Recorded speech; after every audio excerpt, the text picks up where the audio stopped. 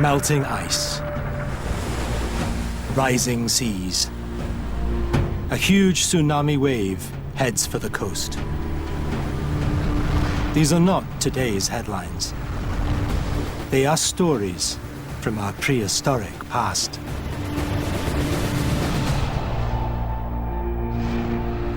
In Stone Age times, Northern Europe was a wonderful place to live. Here, people pioneered a new, advanced culture. But these were also times of frantic climate change. The seas were rising, drowning the land. Once the idea of a lost world under the sea was the stuff of legend. But now, scientists are rediscovering this sunken land and piecing together the lives of the people who lived and died here in this Stone Age Atlantis.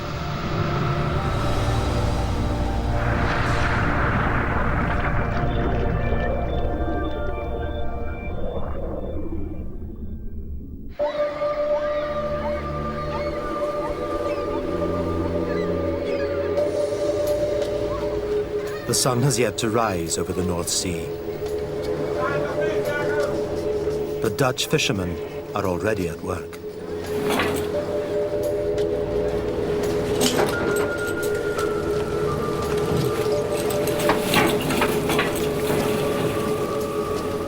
Their nets scour the seabed and scoop up any flatfish. But that's not all they catch.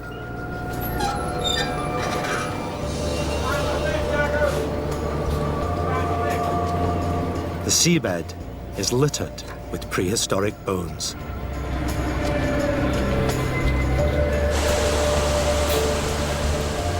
Watching over every catch is Dick Mull, a world expert in paleontology, the study of prehistoric life. As paleontologists, we try to explain to the fishermen that these bones are important to understand our history, to get a better picture of what the environment looked like thousands of years ago. Whenever the nets trawl the seabed, there are bones to be found. Some are from old whales and dolphins, but most are the remains of great beasts, like bison, rhino, and woolly mammoth. They are not swimming mammals, not marine mammals, but land mammals, indicating that this area was dry land.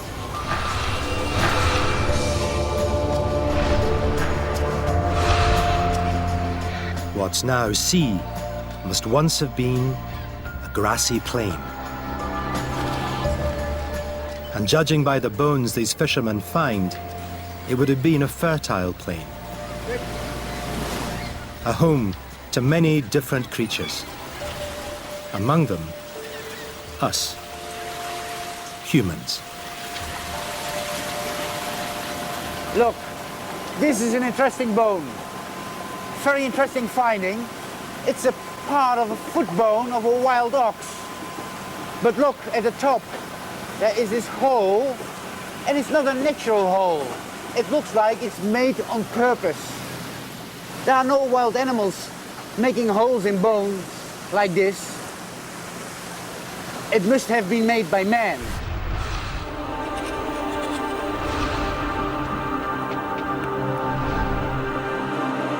A stone axe, a tool fashioned from antler, an artifact decorated with intricate cut marks.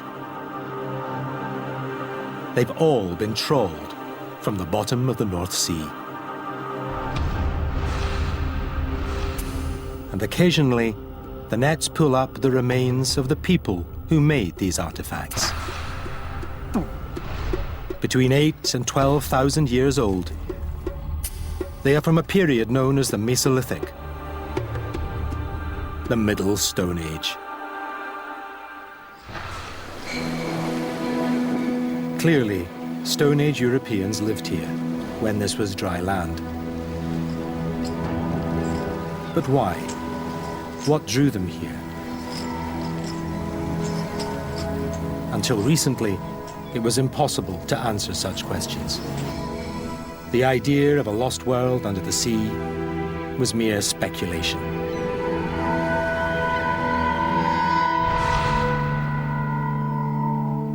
For hundreds of years, people have found ancient tree stumps in Britain's tidal waters. They called them Noah's Woods, and supposed they were relics of a biblical flood.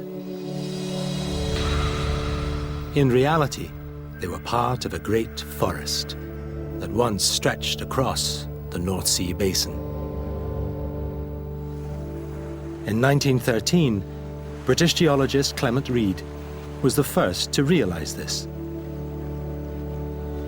He produced the first map showing Britain not as an island, but connected to the rest of Europe. And yet, it was all guesswork.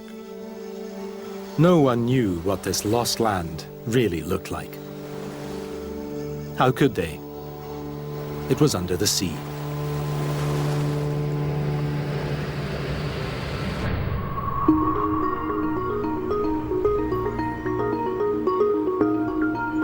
But in 2001, a team of archaeologists from Birmingham University had a clever idea.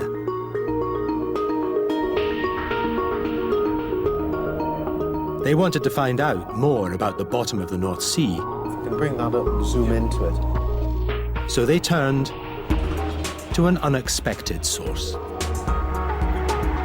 With the North Sea boom of the 1970s, mineral companies moved in and started exploring the seabed for any signs of oil.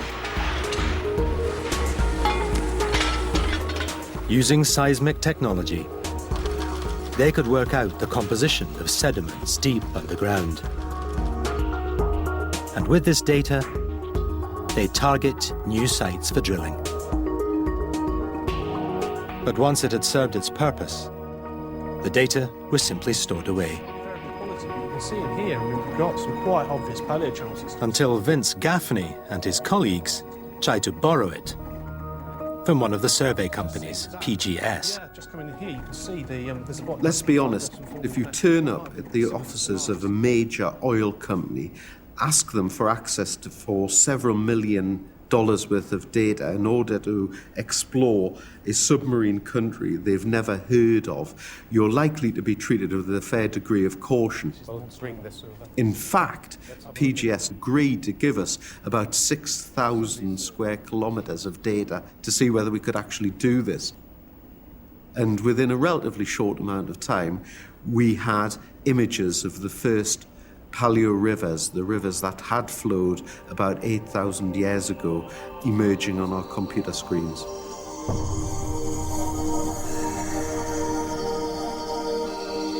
It's like being an explorer in a truly foreign land.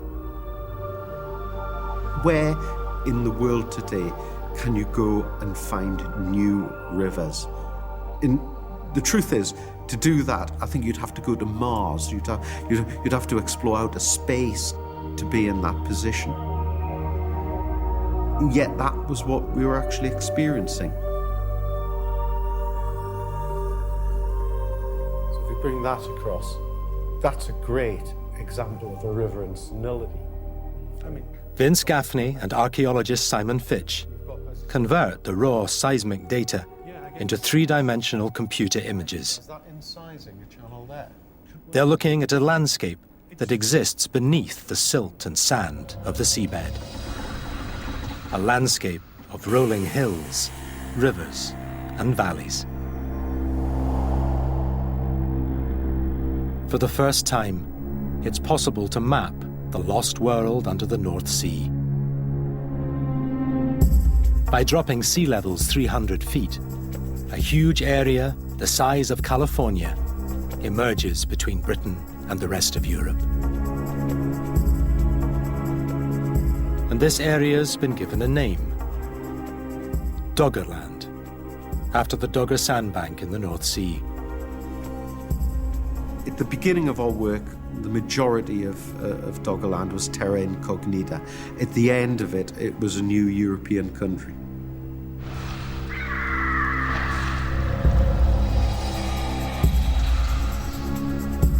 This European country is a home to bands of mobile hunter-gatherers. The Middle Stone Age is a time before farming. Mesolithic people are living in small family groups, camping in the forests. They're frequently on the move, following the migration of animals. Forests would have been widespread, animals would have been common. There would have been multiple resources which mobile hunter-gatherer groups would have used to the full. To hunter-gatherers, this was an optimum environment. But Mesolithic Europeans are sometimes thought of as rather simple, living short, brutish lives, concerned only with the basics of survival. The problem is that archaeologists don't know very much about these people, because so little of what they left behind has survived the passage of time.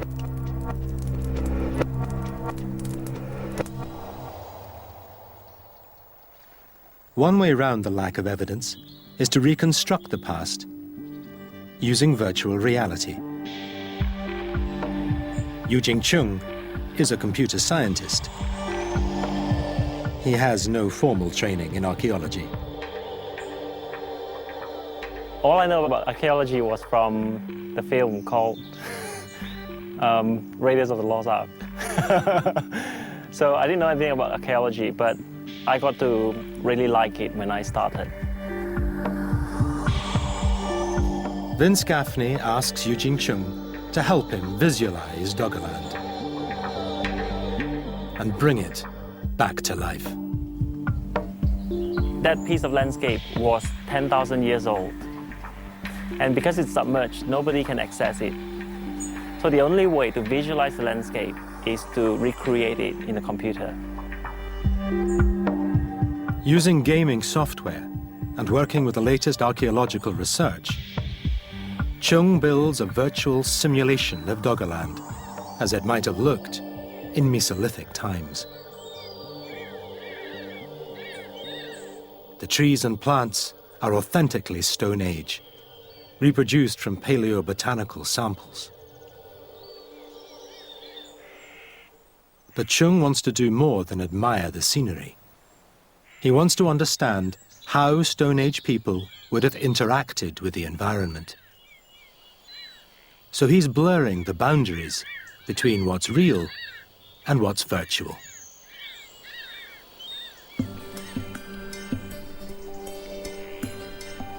There's a concept called presence in virtual reality. And presence is a state of psychology where you actually feel that you are there. So rather than sitting at the office looking at the virtual screen with just one sense, visualizing, you take the technology out into the open so that all your senses are involved. By feeling the ground, the wind, and the temperature as he moves through his virtual simulation, Chung believes he can get as close as possible to the sensation of being in Doggerland.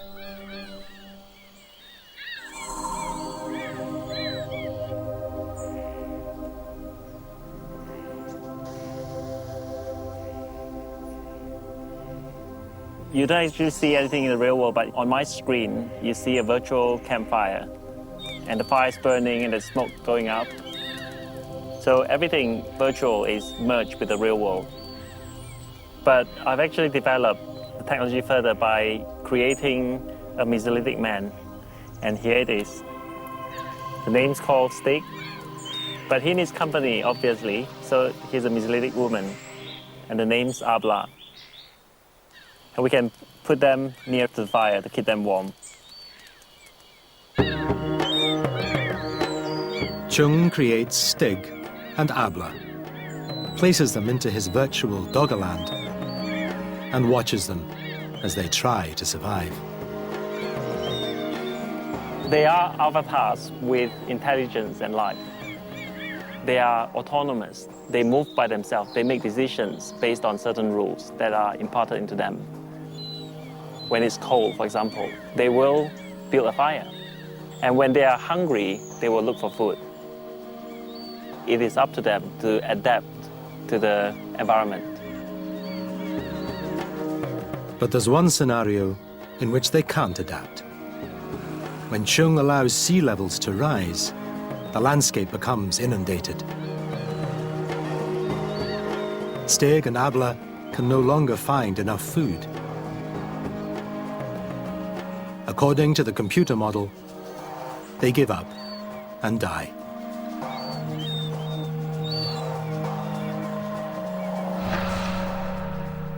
And yet, 10,000 years ago, this was the very scenario the people of Doggerland are about to face. Sea levels are starting to rise. The landscape is changing. Do they give up and die as the computer envisions? Or do they find a way to survive?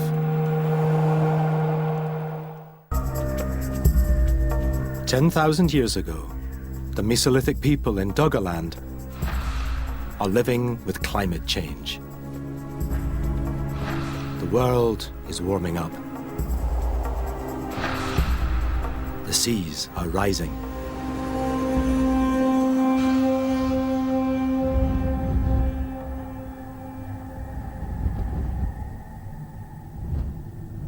Doggerland's fortunes are connected to an ice sheet that sat over Scotland during the Ice Age. It was enormous, 1 mile thick at its center, carving out huge valleys here in the Scottish Highlands. So much water was trapped within it that sea levels were 300 feet lower than today, allowing areas like Doggerland to stand out above the waves. But 10,000 years ago, the Ice Age was over, and the ice sheets were melting. And as they melted, water cascaded through the landscape. The power of that water will be creating huge river systems. Big lakes will be formed and filled very rapidly. And ultimately, the water which had been previously held, locked as ice, will be released into the oceans.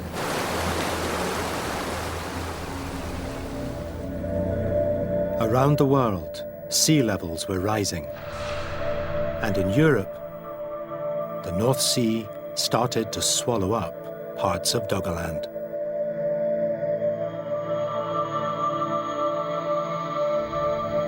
To make matters worse, the land itself was on the move.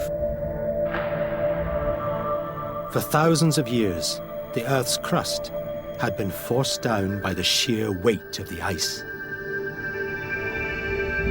But as the ice melted, the land started rebounding back to its previous height. The Scottish Highlands got higher, while everything to the south got lower, including Doggerland.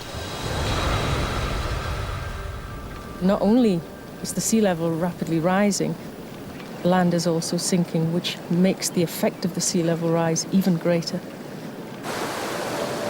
The impact was dramatic. The North Sea rose by 1 centimeter a year, the height of a small pebble. It doesn't seem like a huge amount, but if we think at the moment our sea level is rising a millimeter a year, it's a tenfold increase in that. And over time, over decades, that will have a noticeable impact.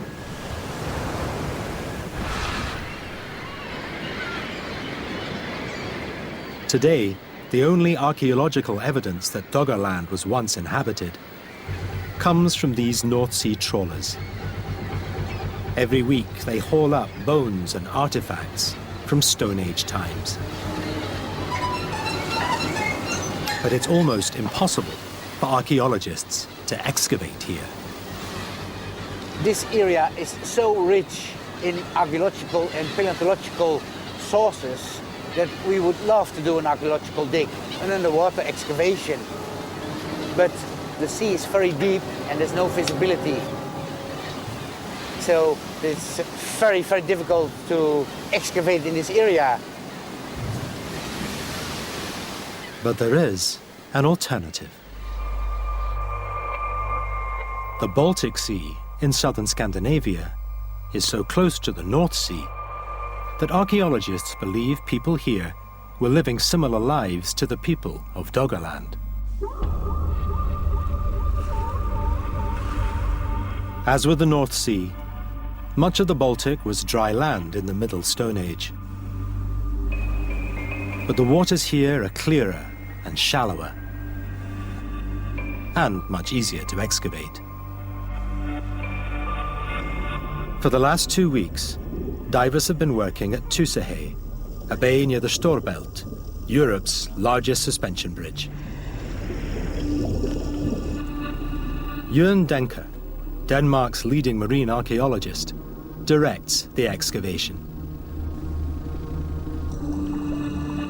Most of his work involves shipwrecks, but he prefers the extra challenge of uncovering a Mesolithic settlement. A wreck is 15 meter long, 30 meter long, 9 meter wide. That's it.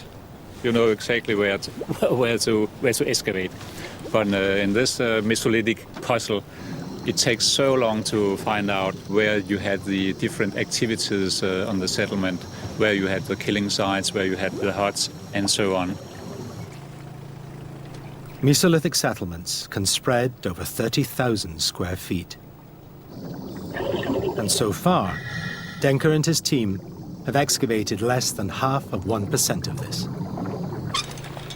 It will take years to unravel the puzzle.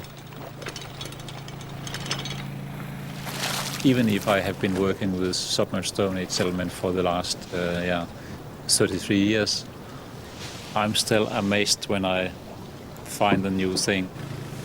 So fantastic.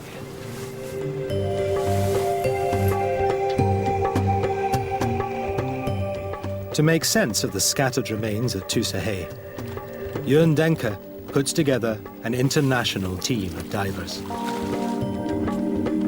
Among them, American archaeologist David Robinson.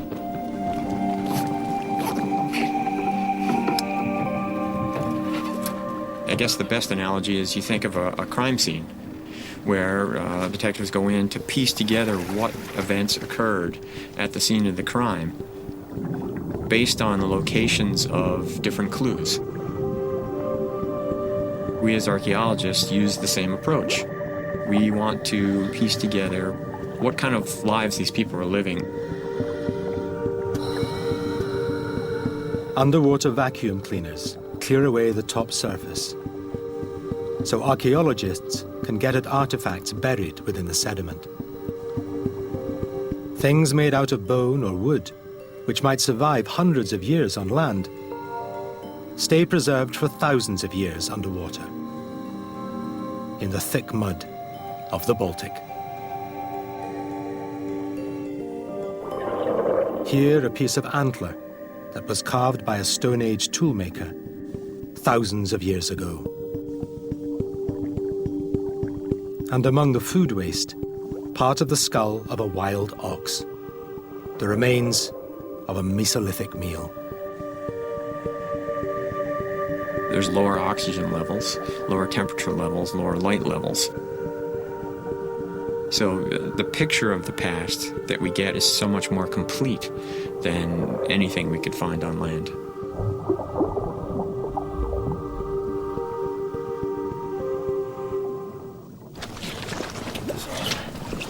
Found a skull, part of an animal skull, and a few other bones, as well as a lot more flint, stone tools, fish bones, seeds. Amazing. Everything the divers find is sifted and processed by Jörn Denker and his team. We have a piece of post. You can see it has been pointed with a flint edge. It has been covered by this muddy and anaerobic sediment. And that's why it's so well preserved today. Even if it's 7,000, 8,000, 9,000 years old.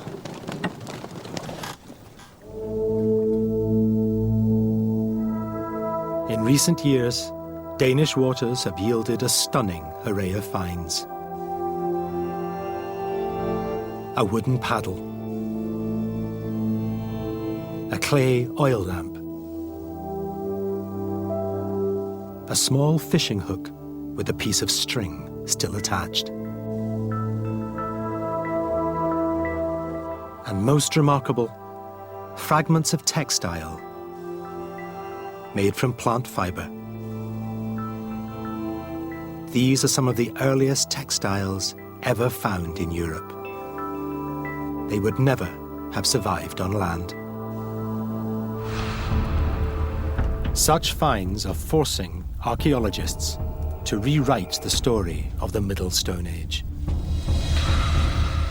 Far from living simple, brutish lives, Mesolithic people were more sophisticated than we ever realized.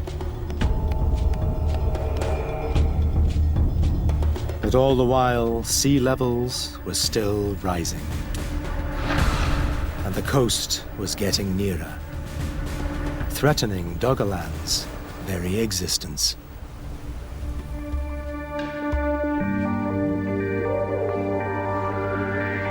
This warehouse contains a unique record of the submerged landscape. Thousands of core samples are stored here. Sediment, sand and clay, drilled from the seabed around Britain. Among them, a sample from the southern sector of the North Sea, in what was once part of Doggerland. This dramatic sample captures the very moment the sea encroached. As the ice sheets around the world are melting, the world's sea level is rising. And you can see the evidence in here. This dark zone is above sea level. But this wasn't above sea level for very long, because in fact, this grey clay is where the sea is beginning to flood up small inlets or creeks. Perhaps there's a stormy day. First of all, as one wave comes in, but eventually, as the sea is rising, then the area is covered by muds, extending all the way up here, all this far. And we can actually see small shells in here. So we know that the coast has arrived on this site. In the north of Doggerland, there is a lake archaeologists call the Outer Silver Pit. It shows up in the maps that Vince Gaffney has created using oil industry surveys of the seafloor. The heart of Doggerland was the Outer Silver Pit Lake. Without doubt, it was where the majority of resources could be found in terms of fresh water and fish and many other things. Really great place for hunter-gatherers to gather and live. However, we have pretty good evidence that it changed as time went by. As the level of the North Sea rises, the Outer Silver Pit is transformed from a lake into a fast-flowing estuary. You can see scour marks where the currents were strong enough to be literally ripping the bottom of what had been the lake. The sea has arrived at this point in time. The nature of Doggerland is starting to change dramatically and irrevocably.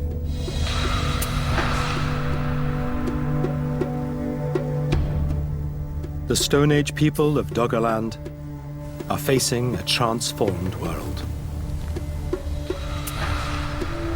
As inland areas are becoming coastal, fresh water is turning brackish,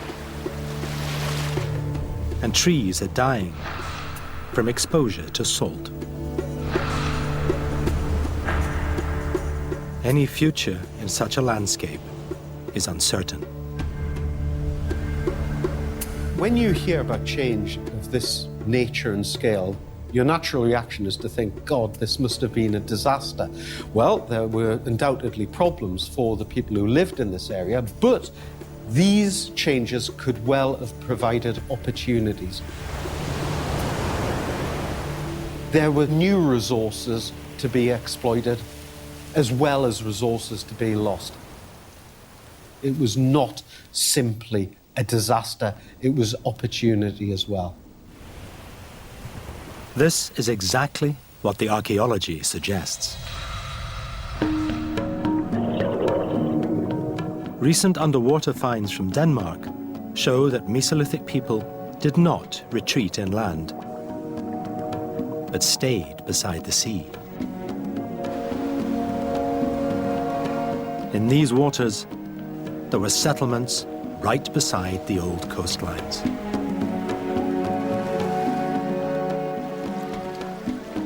Archaeologist Anders Fischer thinks he knows why. He's developed a radical new idea about Stone Age life. He thinks of Mesolithic people not so much as great hunters, but as great gatherers of fish.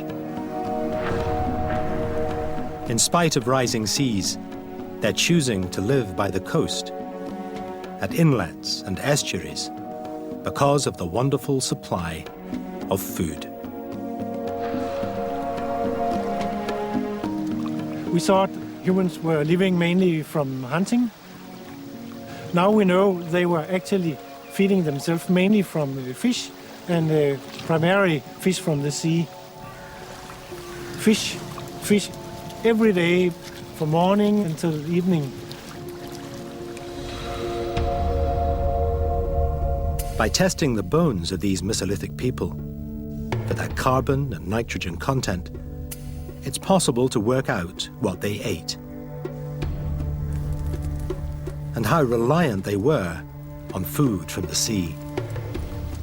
Something like 60% of the protein supply came from marine fish those days.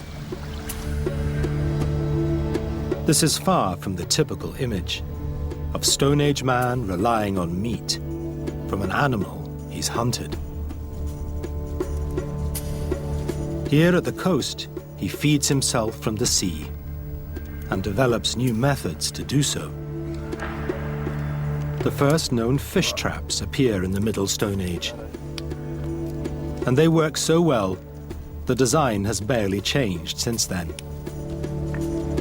This is a copy of a Mesolithic fish trap used for fishing along the coasts, and consists of a funnel where the fish will pass through and end up in here and not being able to come out again.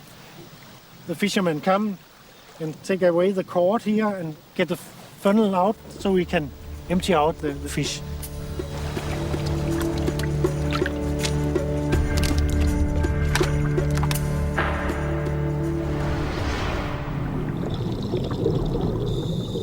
Now a real Stone Age fish trap has been found at the excavation site of Tusahay by marine archaeologist Jørn Denker.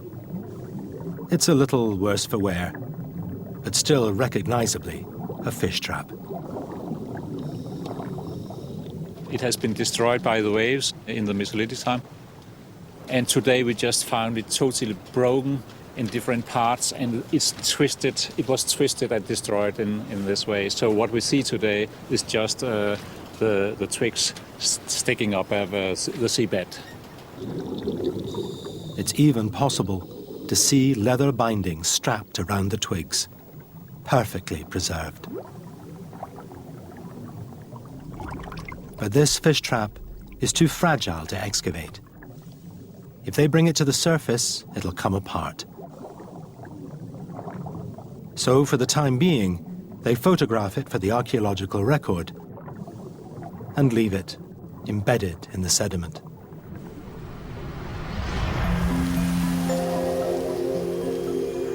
A very different picture of the Middle Stone Age is emerging. Now, fishing, not hunting, is central, and the coast is the place to be. With each new find, archaeologists get a better handle on this coastal way of life. And there's compelling, circumstantial evidence to support the archaeology. Around the world, there are many native people who have adopted the same coastal lifestyle. Like Stone Age Europeans, they survive by fishing, not hunting. Yet they've managed to settle down and develop elaborate, complex societies. Stone Age Europeans most likely did the same.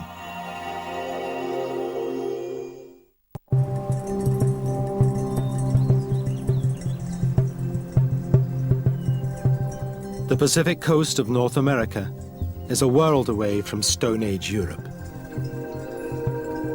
But the islands of Haida Gwaii near the Alaska Panhandle are a good match for Doggerland, as it was in Stone Age times. The landscape is mostly low-lying and coastal, broken up by large marine inlets. And the traditional Haida way of life may also be a good match for Doggerland.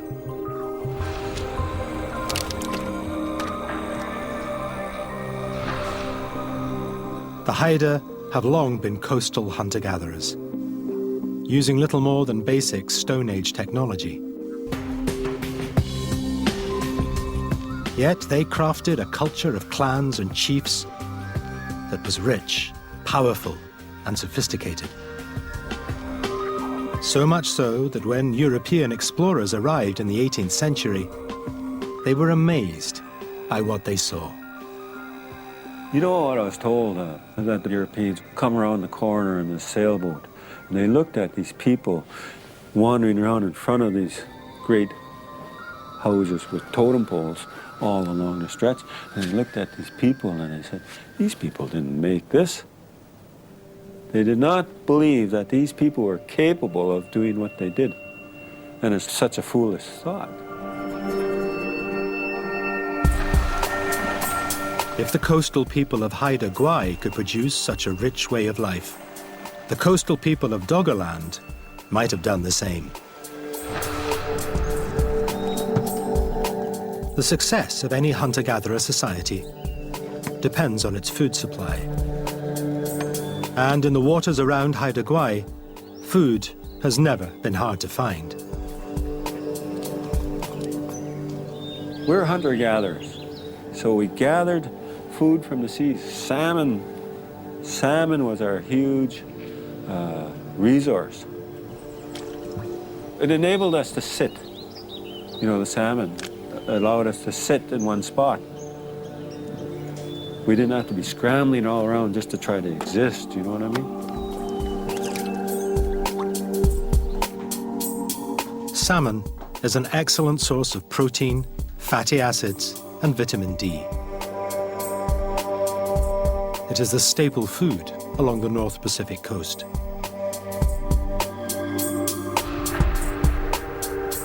There was salmon in the seas around Doggerland too, but also flounder, cod, and eel. The coastal diet of the Middle Stone Age was remarkably healthy.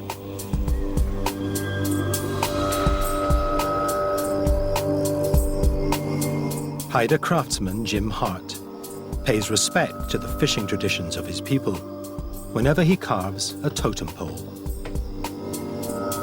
On the bottom of each pole, he adds a salmon.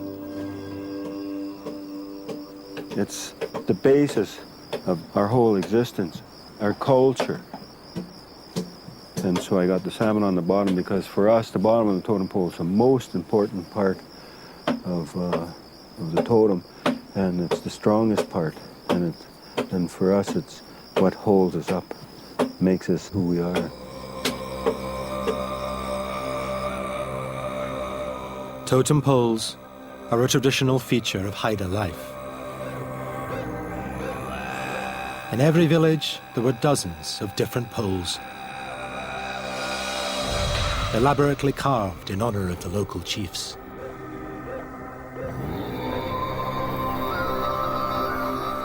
Only a well-fed society could afford such luxuries.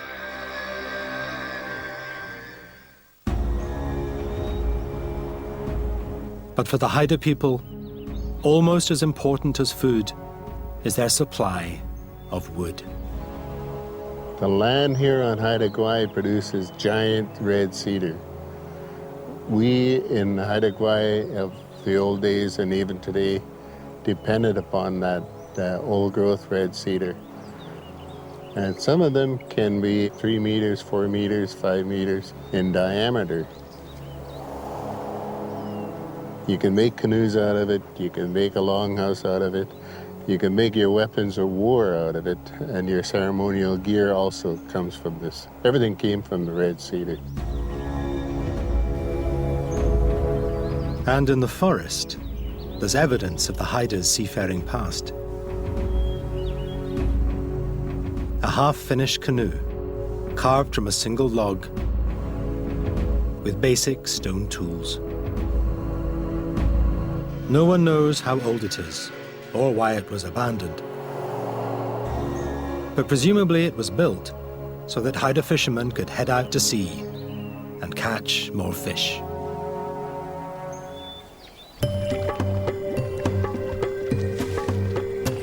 Four and a half thousand miles away, in Denmark, the underwater excavation at Tusahay continues. Marine archaeologist Jørn Denker has discovered the remains of a log boat, similar to the one at Haida Gwaii. The wood is very soft and it has been flattened out. Most people would just go on swimming and wouldn't recognize that this could be, or this was a piece of a log boat. From this fragment, Denker works out that the boat would have been 30 feet long and carved with great precision. The walls was less than 1 inch thick in the sides, about 1 inch thick in the bottom, and it was all chopped out with adzes. Stone Age Europeans are using simpler tools than modern Native Americans. But still, they craft boats on a par with those made by the Haida. And with these boats, they're able to catch more fish and feed more people.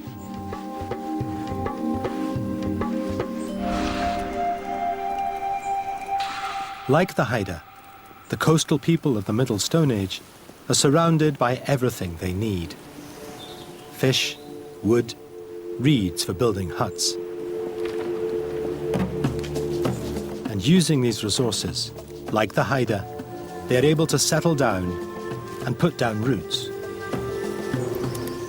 Hunters move around in the landscape seasonally. Fishermen can select sites where they can stay more or less permanently. Of course, you can go for a hunting trip in the forest if you want some meat for a Sunday meal, or pick some berries in the edge of the forest. But the main food supply you get from the water, so you can live by the water's edge year-round. Once a community settles down, everything changes. With a stable supply of food, it can support more people these people can start to specialize in different skills. The man who is good at making flint flakes can use a lot of his time for doing that kind of thing. The one who is a very good hunter can be famous for doing all the red deer hunting. And those who are good at fishing can do that kind of work. This specialization means that daily life within the community becomes easier. Some of us would have been hunting in the forest and are coming back with a roe or deer on our shoulders. And some of us would have been fishing and would have caught flounder or salmon. Others maybe have collected some oysters. And then we would prepare a good meal. I'm sure that some of them were really good storytellers.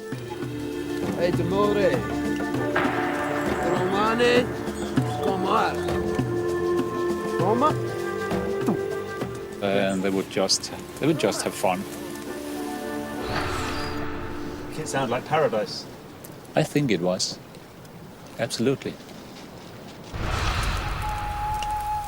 This is a U-turn in archaeological thinking. The shift from a mobile to a settled way of life was thought to be beyond the people of the Middle Stone Age. But here at the coast, they seem to manage it, thanks to the bounty of the sea.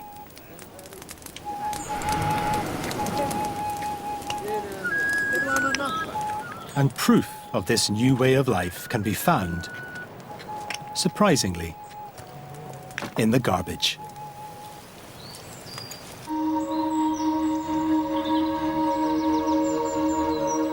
Today, the south of Denmark is slowly sinking into the sea. But the north of the country is rising. It's a part of Europe, like the Scottish Highlands, that's been rebounding since the end of the last ice age. And as it does, areas of the ancient Stone Age coastline emerge from the landscape. Here at Havnu, archaeologist Søren Andersen has uncovered a huge midden, a dump of discarded seashells built up over centuries. People have been collecting shells out in the sea and then brought it into the site, eaten them and then tossed them away.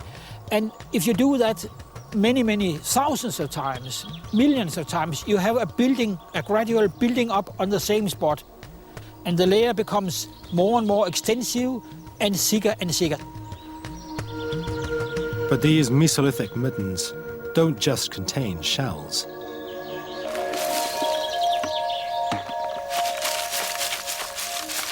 Archaeologists find flint tools, animal bones, even charcoal, all the debris of Mesolithic life. It suggests the middens were more than just dumps. They were places to gather, prepare food and socialize. People have been sitting around, eating, talking, discussing.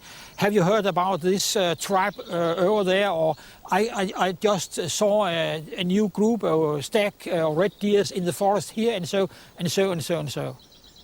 Daily life.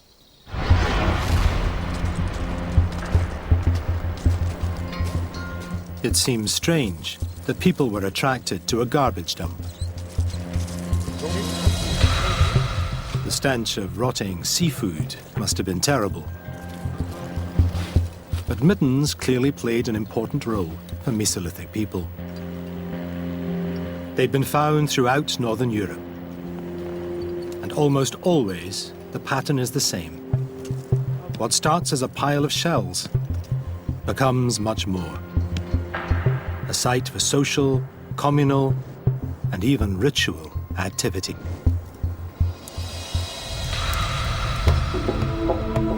1,000 miles southwest of Denmark, there is another similar midden.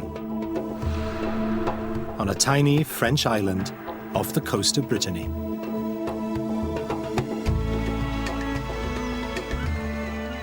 Today, Oidek Island is covered with grass.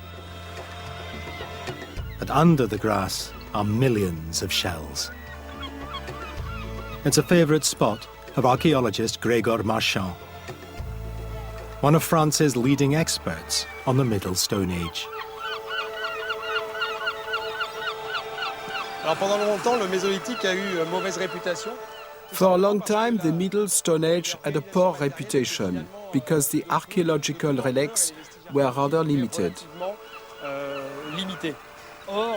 However, as our research and excavations progress, we are realizing how extraordinarily well adapted these people were, especially in a marine environment like this. For example, the shells were used for tools, but also for food, and even played a part in the ideology of these people.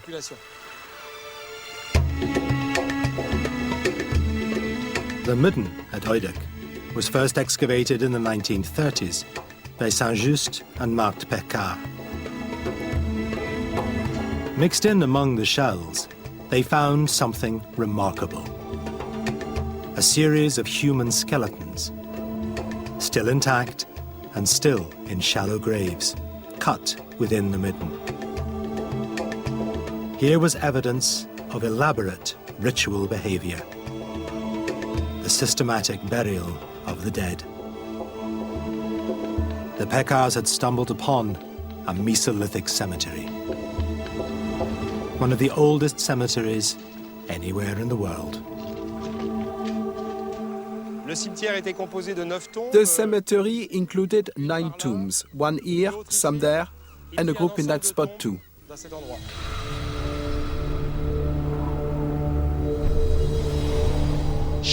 Each tomb was different, but there was a common ritual in all of these burials.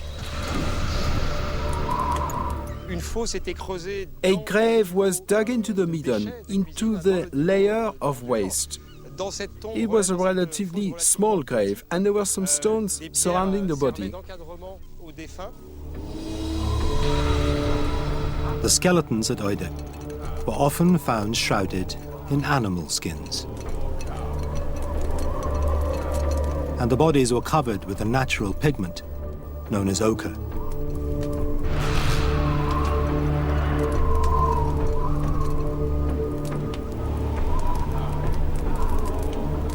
Then the graves were entombed with slabs of stone.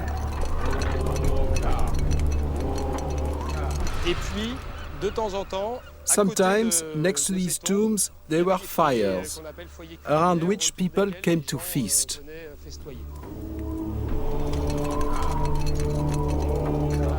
Was this to accompany the dead into the afterlife, or to celebrate the anniversary of the death?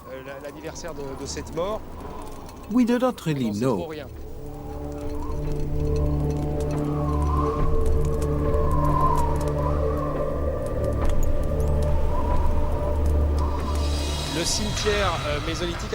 The Mesolithic cemetery appears to be a focal point for these societies.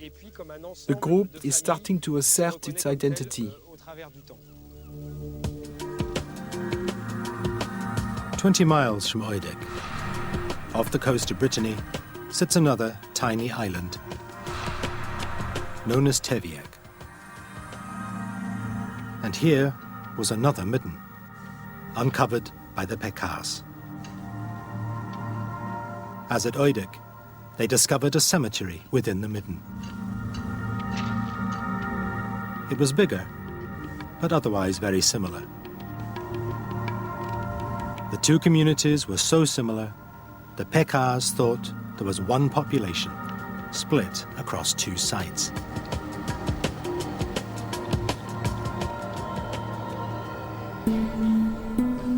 But archaeologist Rick Schulting has re-examined the evidence.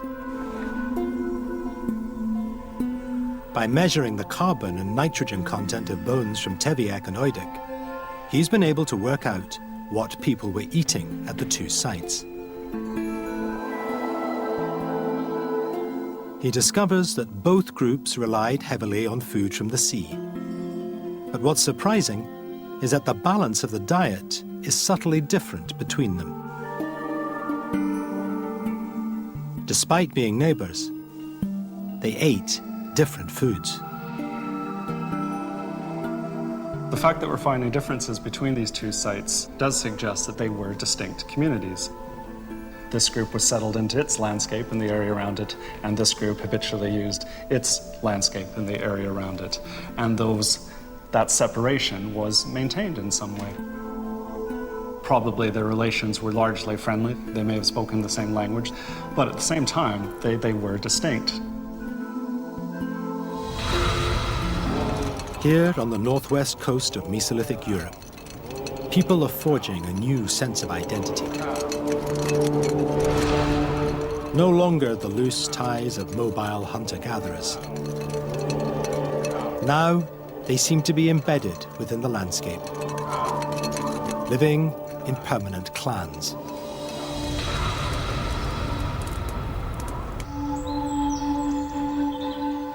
Back at Havnu in Denmark, they've also found human bones in the midden. But here, the bones are not in shallow graves. They are scattered across the top of the site. Søren Andersen has an explanation.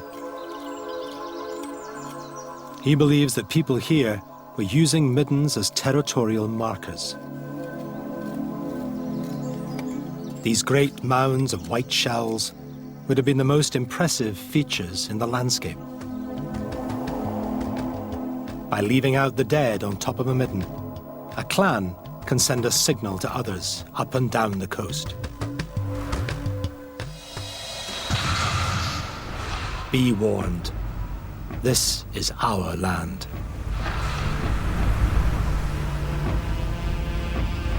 People have been lying their ancestors on platforms built up by timber platforms, and then deposed the corpse on that, and then leaving it.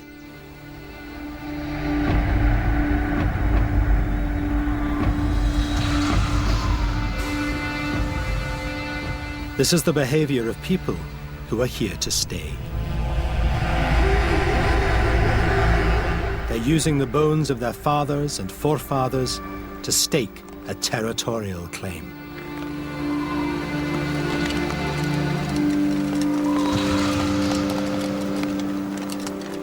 If you came across these platforms, then of course you will get a very strong message. There is an ancestor lying there from a foreign tribe. You don't go there. That's prohibited.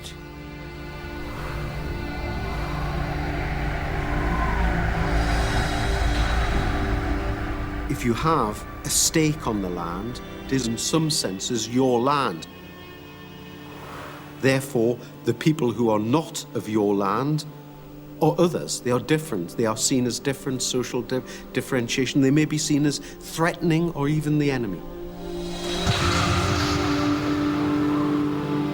But the warning signs are not always heeded. The Mesolithic coast is a dangerous place to be.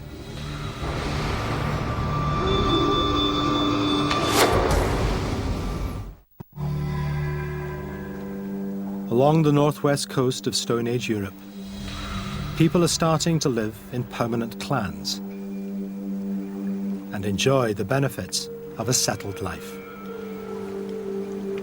They can build bigger communities, work more efficiently, and produce more food. But this new way of life comes at a cost. They are now tied to one location as never before.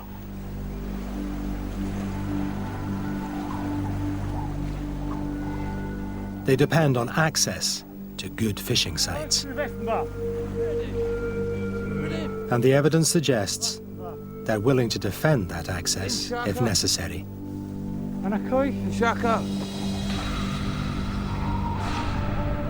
On the tiny French island of Teviec, there was a cemetery in Stone Age times. And in that cemetery, archaeologists have discovered hundreds of human bones, which allow them to decipher how people lived and died during the Middle Stone Age. One of the most interesting bones from Teviek is this vertebra, with an embedded arrowhead. A wound like this would cause massive bleeding. Death would come quickly. This arrow would have entered from the front, traveled right through all the internal organs into the back of the spine. And this individual actually had a second arrow shot into them as well. The fact that there are two projectiles suggests that this is, it's slim evidence, but it starts to suggest that this is actually part of an encounter between more than just two individuals having a disagreement. This starts to look more like a conflict between two groups.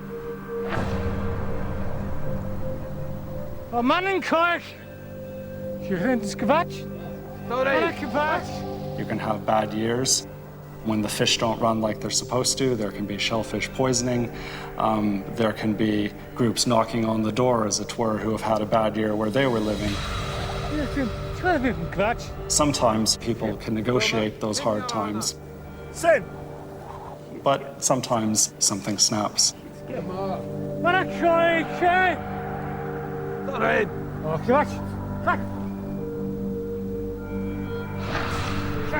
If you have a good fishing area, of course there will be other people who would like to have access to that. And then you have competition and fighting going on. And you risk to get a club or an axe in your head or an arrow in your breast.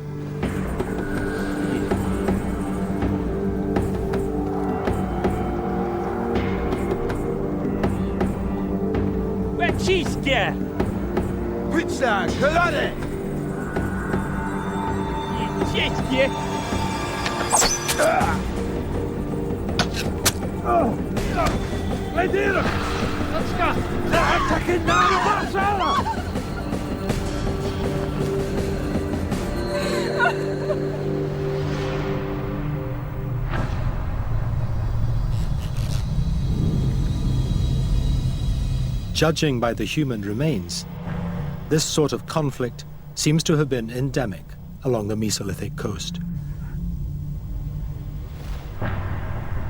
Many of the skulls have wounds in their forehead.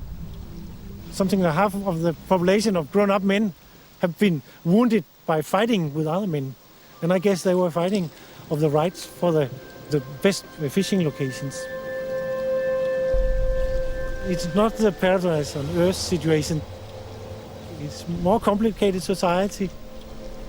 They had a lot of food and lived fairly civilized, but they were also rather violent.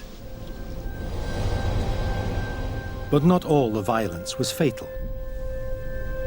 A remarkable number of skulls have axe or club wounds that show signs of healing. Were these the result of botched killings? Or was something else going on? For whatever reason these people were fighting, it wasn't necessarily to the death. Once you hit somebody with a blow that's going to actually depress part of their skull, there's a good chance that they would actually be incapacitated. They'd be knocked out, they'd be concussed. So if you wanted to kill them at that point, presumably you'd be quite free to. But it seems to happen so regularly that it looks like that wasn't a desired outcome. So what was the intention? An answer of sorts can be found in the Amazon. In the 1960s, anthropologists started studying the Yanomami Indians.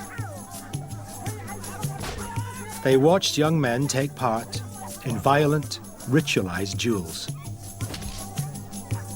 It was a form of conflict resolution, a way of resolving tribal disputes without going to war.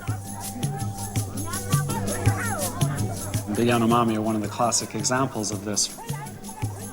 Differences that build up over some period are worked out in these massive combats. The goal isn't the death of somebody, but it is to incapacitate them, and that's a means of resolving the conflict.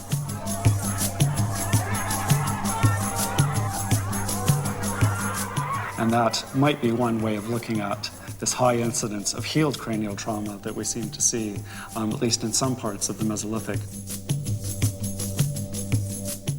Perhaps such skulls should be seen as a sign of progress. Clans controlling the impulse to kill each other. Law and order, Mesolithic style.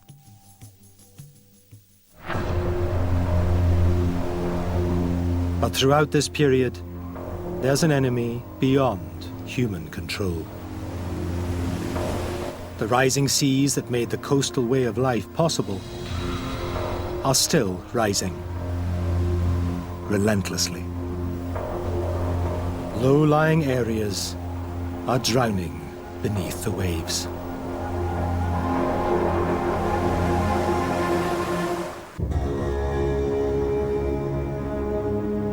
Stories of great ancient floods are often dismissed as legends, but they're all based on the same idea, that at some point in the distant past, the world was inundated by a terrible deluge. There are a stunning number of myths associated with societies and cultures that have been lost beneath the sea, and they are, as it seems, universal. All the fountains of the great deep burst, and water prevailed for 150 days. It's not just Noah's flood. You find similar myths in Scandinavia, you find them in Southeast Asia, areas which lost land at around this time.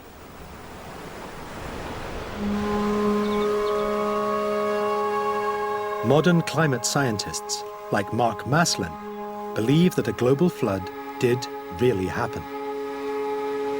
And in northern Europe, it devastated Doggerland.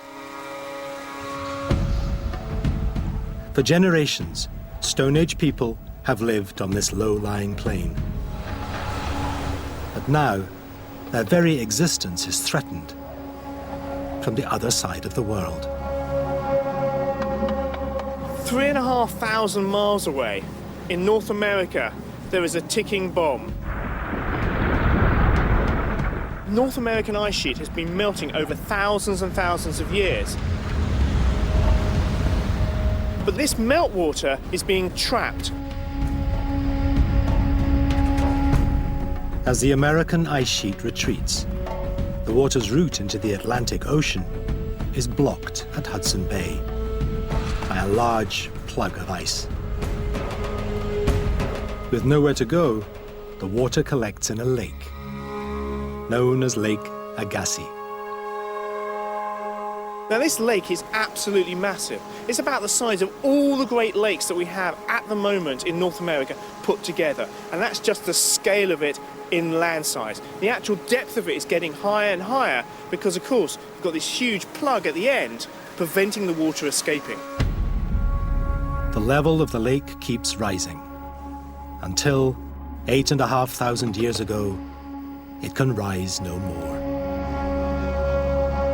Suddenly, one day, this ice plug finally gives way, partly because it's melting and partly because the weight of water behind it in Lake Agassiz is so big that it actually smashes it. You can imagine billions of tons of water pouring out into the North Atlantic Ocean. Think about Niagara Falls. Think about 20 times the size of that, and that's the sort of scale of the water coming out. It would have been an amazing sight to actually see.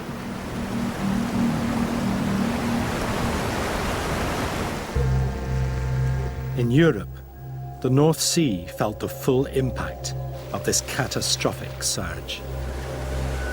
It rose by a meter in a decade, 100 times faster than it's rising today. people in Doggerland who were quite used to actually having sea level rise, but in a very gradual, slow way, would have suddenly started to see the rise of the sea occurring faster and faster. In a generation, you would have actually lost huge quantities of Doggerland. Doggerland and its people are doomed. Doggerland is a very extensive, low-lying plain. Relatively small increases in sea level might have massive impacts. For instance, a rise of 5-10 centimetres may affect kilometres of land.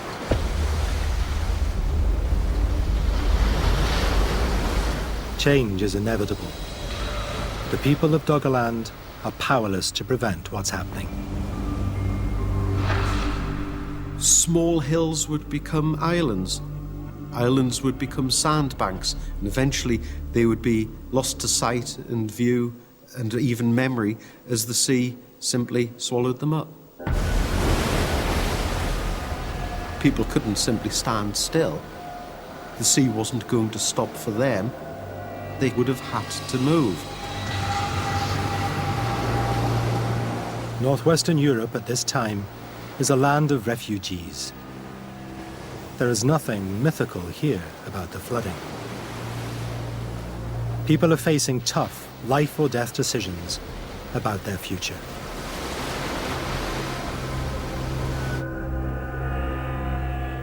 As Doggerland disappears, they can head for Britain or for the European continent. But wherever they go, other clans may already have staked a claim on the land. Or they can choose to stay in Doggerland, on one of the last remaining islands within the North Sea. But it's only a matter of time before these islands also disappear. And when the end comes, it comes with devastating power.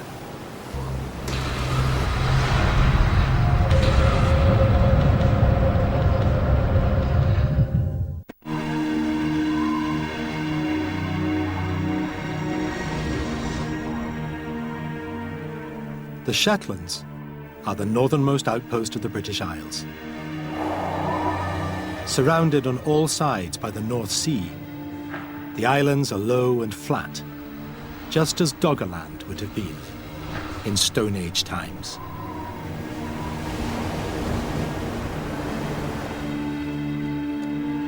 It's here that geologist Sue Dawson has made a discovery that might explain the final fate of Doggerland. This gully was formed by a freshwater creek. It contains peat that has been laid down over thousands of years. But sandwiched within it is a layer of sand from the sea.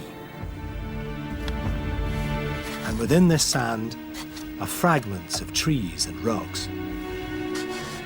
Strange things to find in a freshwater creek.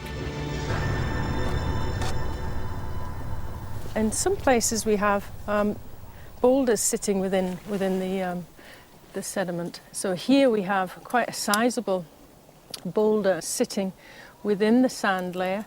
There's gravel, so it's a real chaotic mix. It's a real chaotic layer, and the energy required to move something like this is pretty large, pretty huge. So we know that to move this sort of thing, you have to have some sort of spectacular event to do that.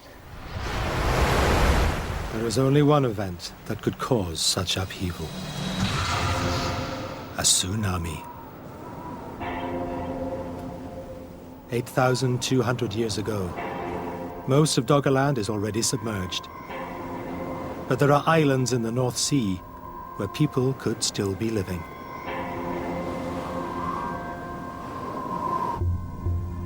Suddenly, off the coast of Norway, an earthquake strikes, and a huge area of the continental shelf collapses.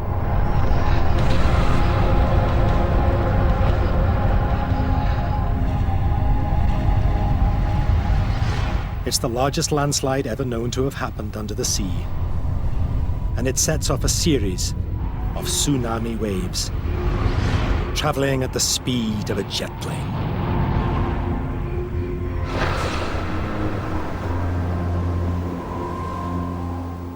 Along the coast, people are oblivious to what's happening out at sea. To them, it's just another day.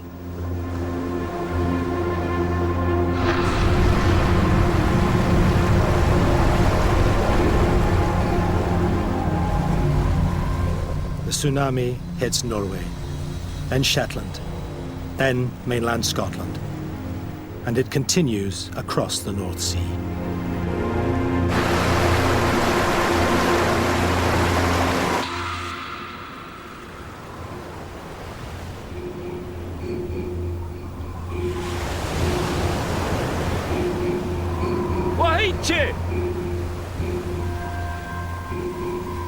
The first sign of the tsunami is misleading.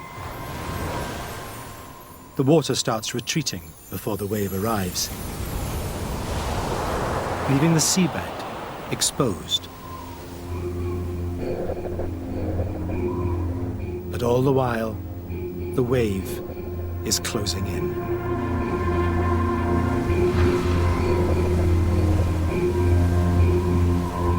Let's go!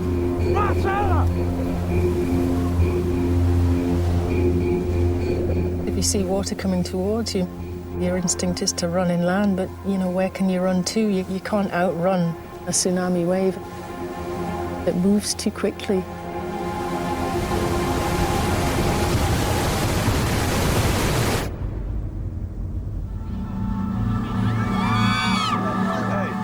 The North Sea tsunami has been compared in force to the Indian Ocean tsunami of 2004 that killed 250,000 people. Tsunamis are incredibly destructive. When they hit the land, they basically rip up trees, they rip up rocks, and they rip up anything that isn't tied down. It's the water and the material in the water that hits and smashes everything in its path. The Indian Ocean tsunami had enough destructive power to change the geography of the countries it hit. The erosive capacity of tsunamis is so huge that coastlines completely change their shape. Not only does it dump material, but actually as the water flows away, it starts to erode and suck out lots of sediment that would have been there. And this is what would happen at Doggerland. People going back there, had they survived, they would not have recognised it. Most of Doggerland would have been dug up by the tsunami and redeposited elsewhere. There would have been very little Doggerland left. The tsunami signals the end of Doggerland. The last remnants disappear, and Britain becomes an island, cut off ever since from the rest of Europe. But people continue living along the shores of the North Sea. The coastal way of life is too well established to be wiped out by a wave. It'll take a force far more powerful to do that.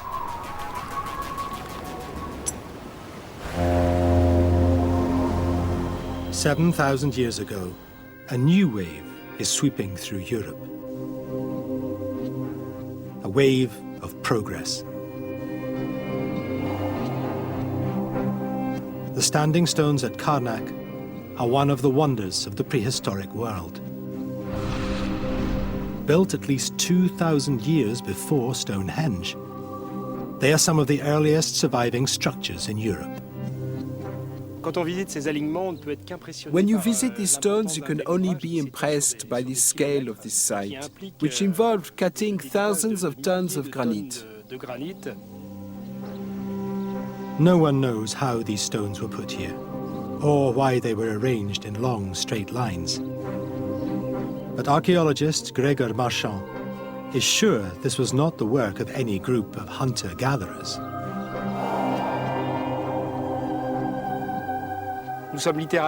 This is an architectural project that involved thousands of hours of work, that involved planning and a common ideology. And this has nothing to do with the social organization of hunter-gatherers. It has to be an organization based on farming. Farming emerges as a way of life in the Middle East.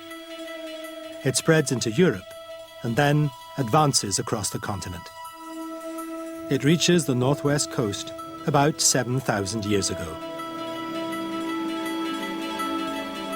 Farmers come with new foods and tools and new ways of working.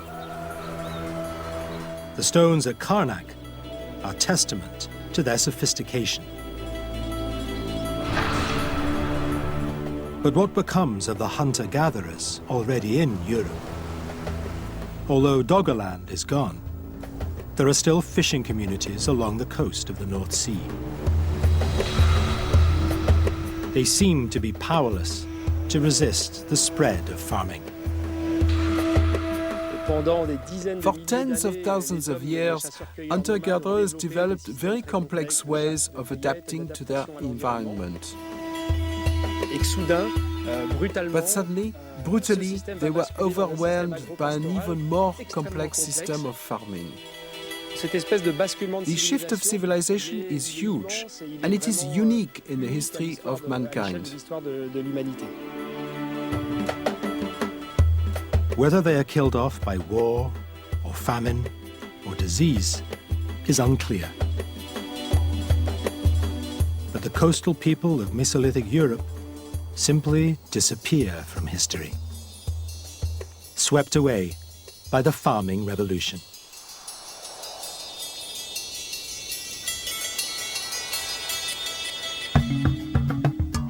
That's the view from the Atlantic coast of France. But seen from the Baltic coast of Denmark, the story's quite different. Here, hunter-gatherers and farmers live side by side for 1,000 years. The coastal fishing communities in Scandinavia seem too well established to be dislodged by the spread of farming.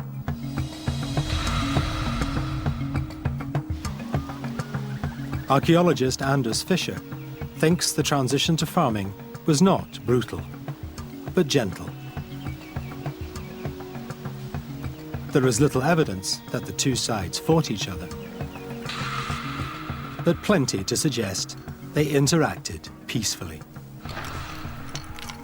When the local fishing people around the Baltic get contacts with the farmers that come up through Europe, they start trading.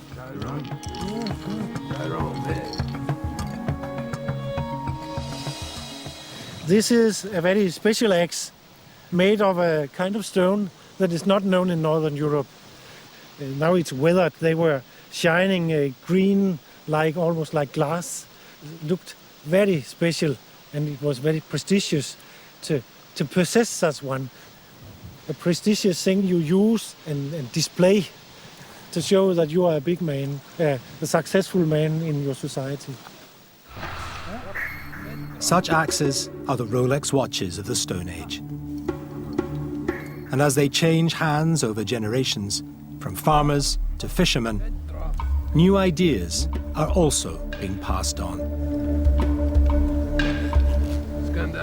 That trading probably changed the fishing societies over time. People got ideas of other ways of living. You need not to eat fish all day long, all week long, your whole life. You can eat cheese, have bread, drink beer. And I guess that is the way the farming was brought to Scandinavia.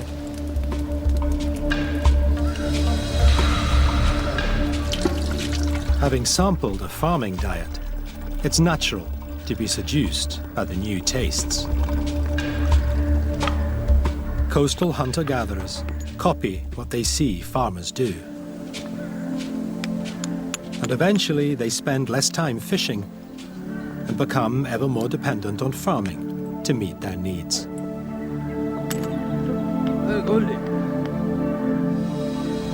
You can support a larger group of people by farming. So there's no way back. When you become a farmer and you raise an even bigger population, there's really no way back.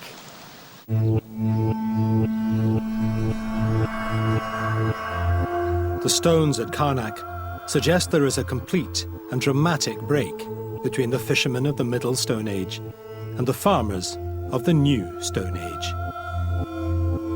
But across Europe, this may be the exception, not the rule. Rather than one population replacing the other, perhaps the two simply merge. A way of life has come to an end. For 4,000 years, the fishing culture along the coasts of Europe has been as sophisticated as any in the Stone Age world. And now, it is over. But the people who made that culture may not have died off.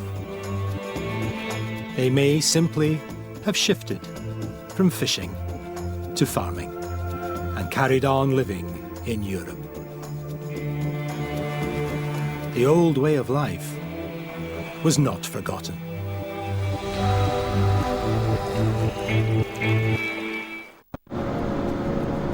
The weekend is over, and Dutch trawlermen are heading back to the North Sea.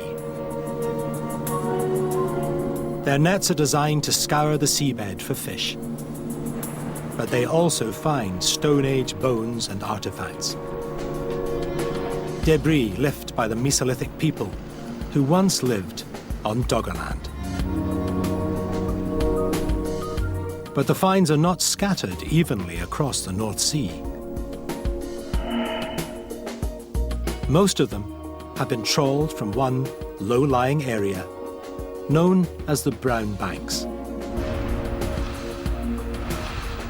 It seems very likely that there was a Mesolithic settlement within that area. However, what's particularly interesting are recent finds of Neolithic axes. These axes from the Neolithic, the New Stone Age, were made at least 1,000 years after Doggerland had been abandoned. Yet they were found on the same site as the old Mesolithic remains, where people lived centuries earlier.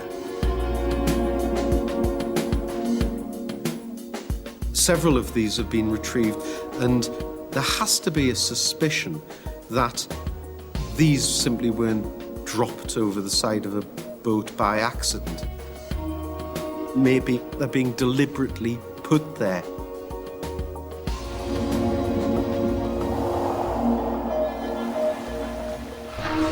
Some archaeologists believe the axes were being used to mark the location of old settlements,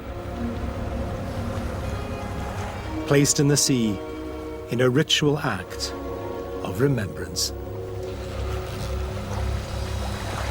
It does suggest that later communities are retaining a memory. They're acknowledging the significance of Doggerland and the communities that had lived there.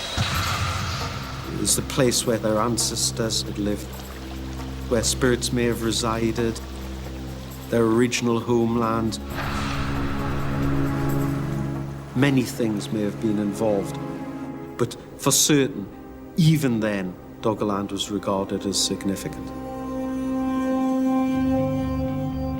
As the story of Doggerland unfolds, an important chapter in human history is being rewritten.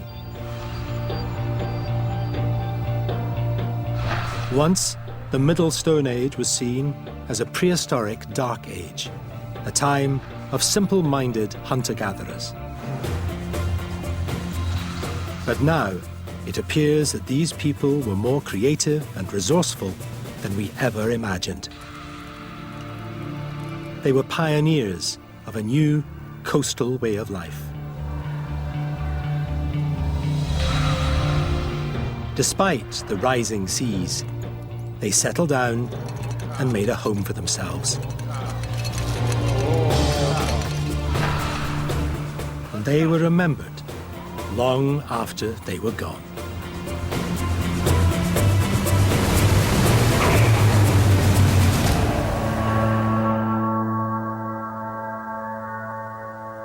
Today, Doggerland and its people are a very distant memory. But 8,000 years on, millions of us are still making the same choices, living near the sea for the same reasons. In Doggerland, Stone Age people were moving to the coast so they could actually access the marine resources. They were fishing and they were communicating with other groups all around the area. And this is key to human societies. The biggest cities in the world, London, New York, Shanghai, Tokyo, Hong Kong, they're all by the coast. The reason being is because they're ports, they're where communication, they're where sort of trade happens. So we're reproducing Doggerland, but on a much wider scale.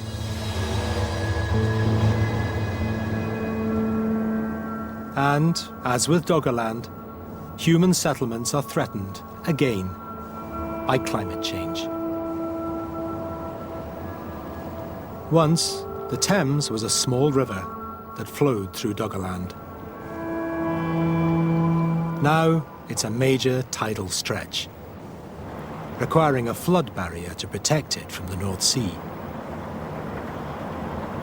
As sea levels rise, the prospect of a serious flood in London grows ever more likely.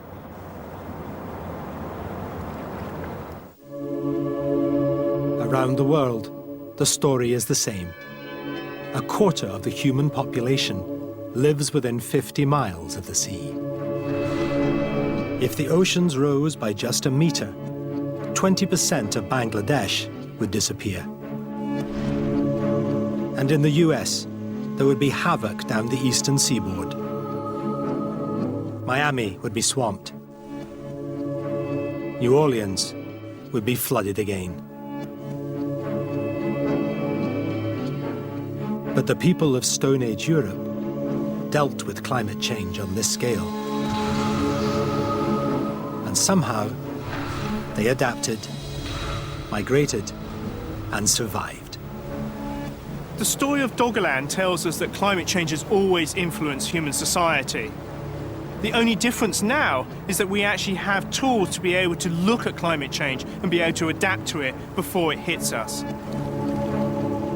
Whether we can or will learn from our Stone Age past is very much an open question. But the stakes could not be higher. If the seas carry on rising, our settlements may suffer the same fate as theirs, lost beneath the waves.